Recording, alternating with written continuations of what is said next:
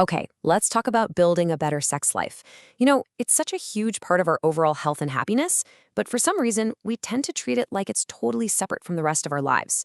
Today, we're going to flip that idea on its head and really explore how a great sex life is actually built on a foundation of total well being. And this quote from Dr. Andrew Wong, it just perfectly sets the stage for everything we're about to cover. It's this powerful reminder that a fulfilling sex life isn't some isolated thing that just happens. Nope, it's the result of all the little choices we make all day long.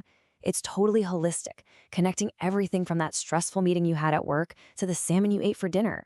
So, that brings us to our first pillar, which is really all about reframing how we think about this. A healthy sex life isn't just a fun bonus. It's actually a vital sign of your overall wellness.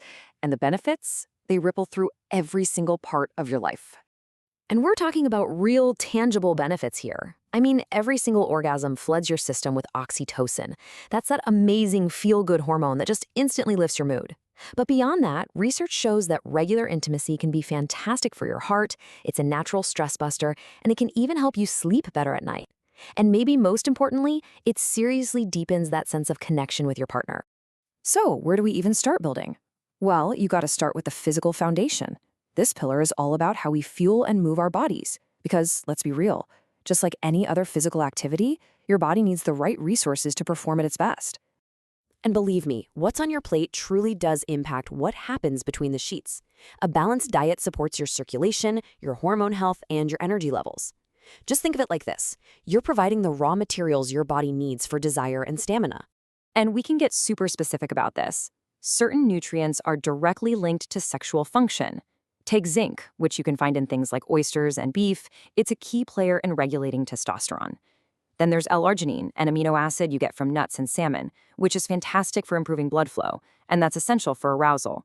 Same goes for omega-3s and even flavonoids from apples and berries, which help keep your circulation and blood pressure in check. And of course, we have to talk about exercise. But listen, you do not have to be a marathon runner. Seriously, even 20 to 30 minutes of a brisk walk a few times a week can be a total game changer. It improves blood flow, builds stamina, and supports the healthy hormone levels that are so key for sexual function.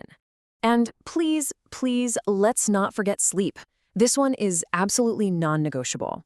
Aiming for 7 to 9 hours of quality rest every night lets your body restore its hormone balance, especially testosterone, which is vital for desire in everyone.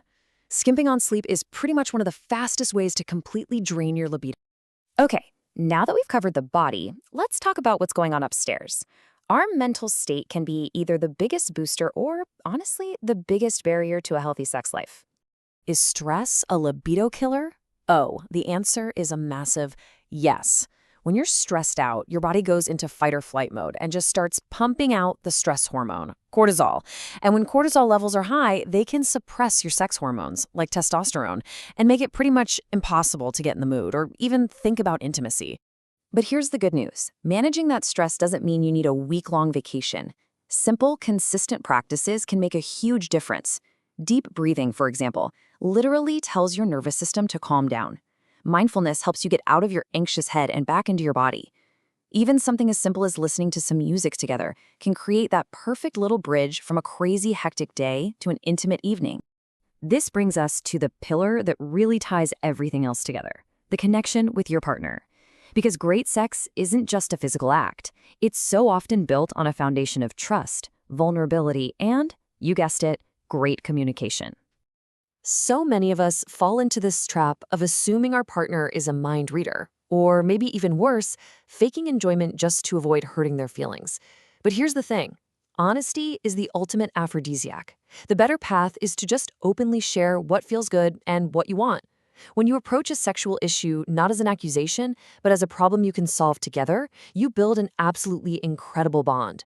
And this kind of communication is so vital because as these numbers show, our assumptions can be way off.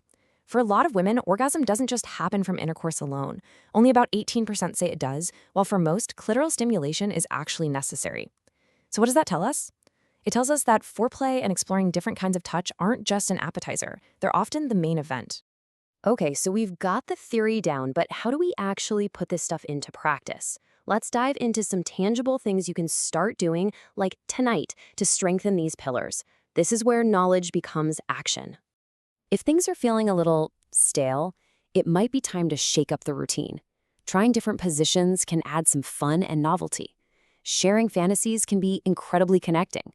Using a vibrator can help you learn about your own body, which you can then share with your partner. And yeah, I know, scheduling sex might sound unromantic, but in our busy lives, it's a way to guarantee you're making time for intimacy. And finally, think about strengthening from the inside out. Kegel exercises? They're fantastic for both men and women to improve sexual fitness. Lubrication is such a simple fix that can prevent painful sex, which is a major libido killer. And don't ever forget the power of daily, non-sexual affection. Kissing, cuddling, to maintain that crucial bond. So as we wrap this up, just remember that all these pillars, the physical, the mental, and the relational, they're all connected. When you improve one, you often lift up the others. The goal here isn't perfection, it's just progress. So the real question to ask yourself is, which pillar will you focus on strengthening first?